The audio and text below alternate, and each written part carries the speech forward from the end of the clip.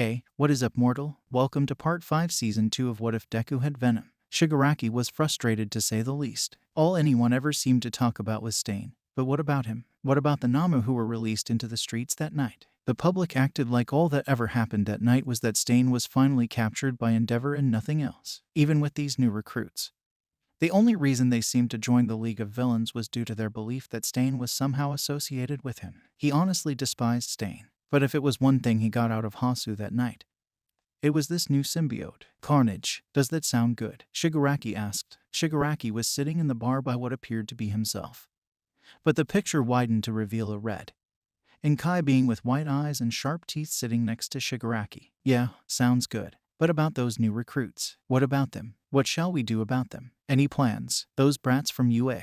They went off to the mountains to train. There have been a couple interesting ones though. Could it be the ones known as Midoriya Izuku and Bakugo Katsuki? Shigaraki laughed at the assumption. Two minds do think alike. Also yes, those are exactly the ones of interest. Midoriya for that symbiote he has. We weren't done experimenting with that one yet and all of the creations we had were half-baked. Our strongest one was that one we call Scream, and even then, they're extremely unstable. Over time, their hosts begin to develop schizophrenia and an overabundance of bloodlust. A very bad combination to say the least. Neat. And what about the Bakugo kid? Simple really. The way he acted at the sports festival, it was unbecoming of a hero, but more so of a villain in their early stages. Nice. By the way, one of the new recruits, Toga was her name, seems interesting as well. Extremely interesting. Her obsession with blood is entertaining to say the least. I want part of me to be with her. She's 17, and you're an alien. I doubt she'll be interested in you in any venereal W. Not like that. You know exactly what I meant. Symbiotic bonding. Though, and what about our bond? Just cutting off a hand or something would be good enough for bonding with Toga while our bond is relatively unchanged. After all, I can regenerate any and all lost limbs. Much more than that if I deem it necessary, honestly. Heh. Shigaraki nodded in understanding before ordering Kurogiri to get the squadron ready. While Shigaraki was busy though, Class 1A and 1B were in the middle of training. Day in and day out the two classes were being trained rigorously to improve the strength of their quirks, as you all could tell from Bakugo's performance from the ball throw. There wasn't that much of a difference from the beginning of the year in terms of his score. You all may have developed your skills in terms of quirk usage, but that simply isn't good enough. Without the strength to back up those skills, then those skills will be absolutely useless in a fight. After that initial night, every single day for the two classes was agonizing to the core. At any moment, it seemed like some of the students were about to drop dead. Some like mine even bled throughout the process, but were forced to keep going in order to push their quirks to the absolute max. In Izuku's case, Aizawa had pulled him aside to discuss his quirk. That quirk of yours, it has quite a lot of abilities, but the one that interests me the most is that electrical shock ability of yours. Your fights were being recorded and I was able to see some of the tapes. That electrical shock you released in your fight against All Might was able to completely paralyze the hero. Yeah, that kind of happened by accident. Why, you see, when we were trying to charge all our energy into one of our arms for extra strength behind the attack, but we didn't expect for that electrical attack to be released instead. I mean I have a sentient quirk, so sometimes I say we instead of I. It's become more frequent recently. Aizawa nodded in understanding. If you say so. But I want you to especially focus on that ability. It seems to be really powerful. Focus on what you can do with that ability and how you can possibly lessen the output to where it won't be as powerful towards weaker opponents. Izuku nodded in agreement before he went off to train. Izuku breathed in and out before charging his body with the energy from before. It took a couple seconds, around 10 minutes 20, before Izuku was able to charge up with the power. Let's go, partner. Before we get back into the video, let's hear a word from our sponsor. Izuku's body was covered by Venom throughout the process, but once they finished charging up power, they felt a wave of energy consume them. For the rest of the day, Izuku and Venom trained in managing the output of their upgraded strength. Throughout the time, something that the two discovered was that when they held it inside for a good amount of time, there were some adverse effects. The first time they used this power, they fought Stain with it, who also had a symbiote bonded to him. Right after, Izuku's body became completely paralyzed. Izuku started to feel this about an hour into it. He struggled to move his right arm during this process. When he tried to release the energy outwards through his arms, there were huge shocks of energy similar to electricity. Destruction was left in their wake as Izuku struggled to control the output of the energy. It took a good 5 minutes before the energy shocks started to lessen in ferocity.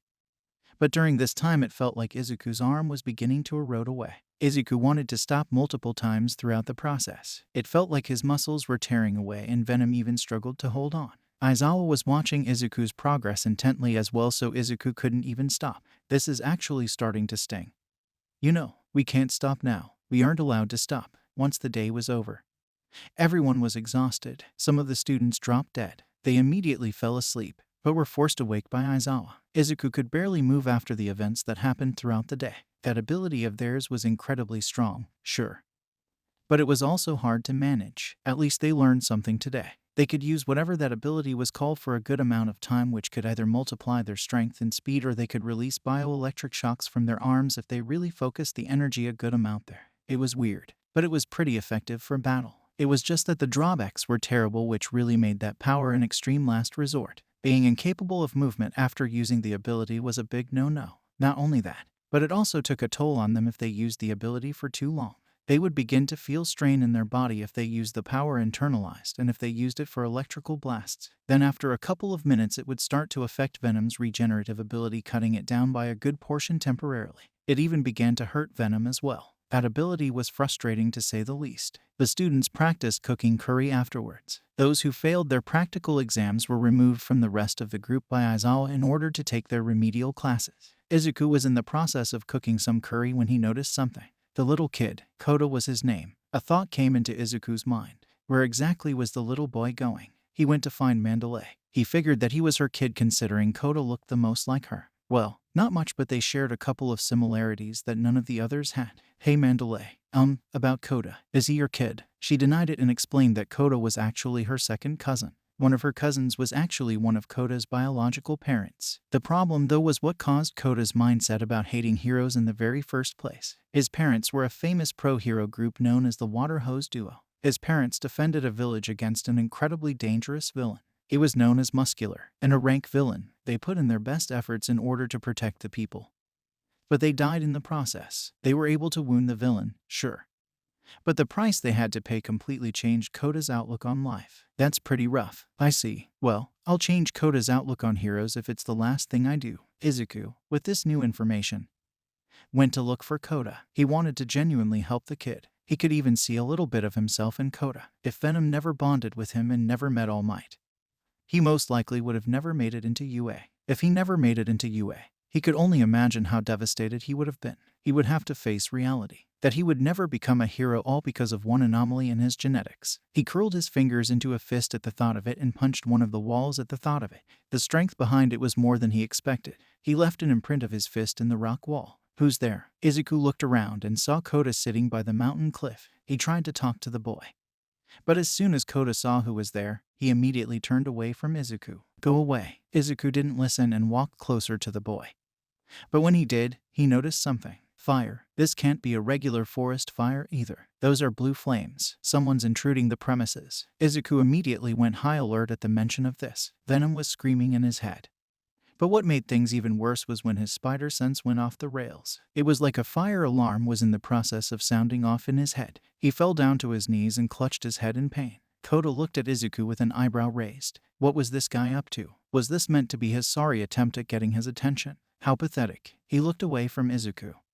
But he jumped when he saw a tall figure draped in a cloak which concealed their appearance. Hey kid, nice hat. You want to trade? I really don't like my mask. That voice. It sounds so familiar. A sudden blur of memories rushed through Koda's mind as he tried to remember that voice. That unforgettable voice. The voice of that monster. The monster that killed his parents. Koda immediately went on the defensive and he activated his quirk. Oh, that quirk of yours. It's almost too familiar. You must be that Water Hose Duo's kid. Nice. I can reunite you with your parents. Kid, isn't that something that heroes do? Huh. The large figure grabbed their cloak and yanked it off of their body to reveal the person underneath. It was none other than the villain from the village incident way back when. He had blonde hair, wore a dark red tank top, black pants, and shared some resemblance to Katsuki. Izuku's spider sense was pounding in his head. It was like his senses were screaming at him to get out of this terrible situation he was in now.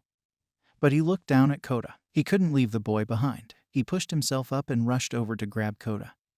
But he wasn't fast enough. Muscular had already grabbed Kota by the throat and held him up in the air with a sadistic smile on his face. Let him go. Izuku charged at Muscular and elbowed the man in the gut with Venom already having covered his body. Muscular gasped in shock from the pain and let go of Kota. But he looked down at Izuku. You must be that Midoriya brat. The boss wanted to see you. He already told us how to subdue you as well if any of us ever encountered you during this raid. He pulled out a lighter and threw it at Izuku. Izuku backhanded the lighter away from his body. But Muscular continued to smile as Izuku saw some oil on the ground next to the lighter. He put 2 and 2 together, realizing what it was. No. Gasoline and fire. The worst thing that could happen at this moment. Izuku realized that his best chance at surviving here would be to jump off the cliff and stick the landing. But what about Kota? He grabbed the boy and threw him to the other side. Get out of here. Get help if you can. Izuku saw Kota's teary eyes. He was scared, but he ran. He looked back at Muscular and the spreading fire that was obscuring his vision. His heart was racing the closer the fire got to him, but then he looked back at the cliff and jumped, praying that he could land somewhere in the forest with no fire. But something grabbed his leg right as he fell. He looked up to see it was Muscular. I don't think so. Kid, you're coming with us. Muscular threw Izuku up into the air and grabbed him by the leg, yanking him back down to the stone floor before flinging him into the fire. Izuku screamed out in immense pain as the fire forced Venom to retreat back into Izuku's body while he had to take the burns. Now that little symbiote of yours is out of the way, we can focus on you alone. Muscular grabbed Izuku by the hair and continuously smashed the boy's face into the ground until he bled profusely.